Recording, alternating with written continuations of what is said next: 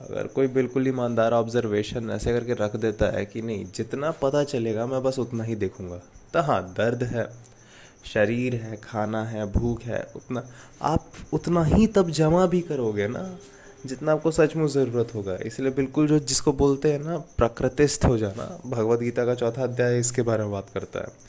प्रकृतिस्थ हो जाने में भी इंसान एक, उसको आत्मस्थ होना कहा गया है, प्रकृतिस्थ होने को भी। क्यों? क्योंकि प्रकृतिस्थ का मतलब होता है ऑब्जर्वर है, ऑब्जर्वर बस सीधा काम कर रहा है, इस प्रकृति को देख रहा है, जितना उसको भूख लगती है पहनता है, जितना उसको पहनने का ज़रूरत होता है पहन लेता है, क्योंकि वो प्रकृतिस्थ है, जितना ऑब्जर्वर उतना। लेकिन हमारे पास जो होती है ना बात, जब तक पता ना हो तब तक हम सब ना, इस शरीर की एक आदत है, इस शरीर को ही बचाने के लिए, उसको कहते हैं अजम्पशंस। अजम्पशंस ये शरीर बहुत पहले से बनाता है, और वो इसीलिए बनाता है ताकि अपने आप को सेफ रख सके। अगर अंधेरा है, आवाज़ें आ रही हैं उस तरफ से, तो वो पहले से कुछ अज्यूम कर लेगा कि शायद कोई जानवर है, कोई राक्षस है, कोई भूत, कुछ भी कर लेगा। ठीक है, कुछ भी, वो भूत नाम ही कैसे आ गया, राक्षस प्रेत वगैरह, भूत तो बाद में गलत ग्रामर होते होते बहुत कुछ हुआ, लेकिन पहले तो जो प्रेत है वहाँ पे सबसे पहले बोलते हैं।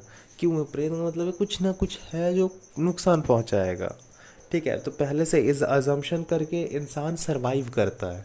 उसी तरह मैं ये शरीर हूँ, ये भी एक बहुत बड़ा अजम्पशन है, लेकिन ये एक बहुत ज़रूरी अजम्पशन रहा है शरीर के लिए।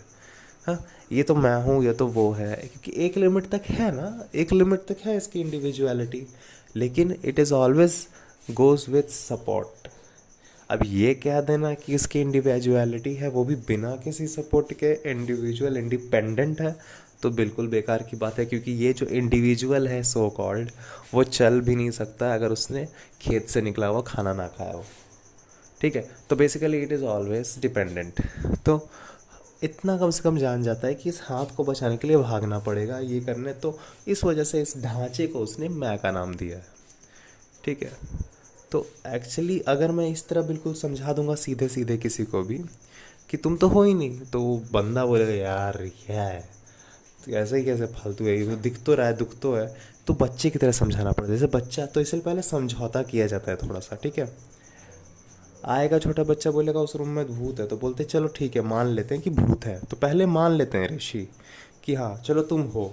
फिर उसके बाद धीरे से उस कमरे में ले जाते हैं, लाइट ऑन करते हैं, मतलब प्रकाश को ज्ञान बोल रहा हूँ, वो तुमको ज्ञान देते हैं, फिर बोलते बताओ कहाँ था मैं, था ही नहीं।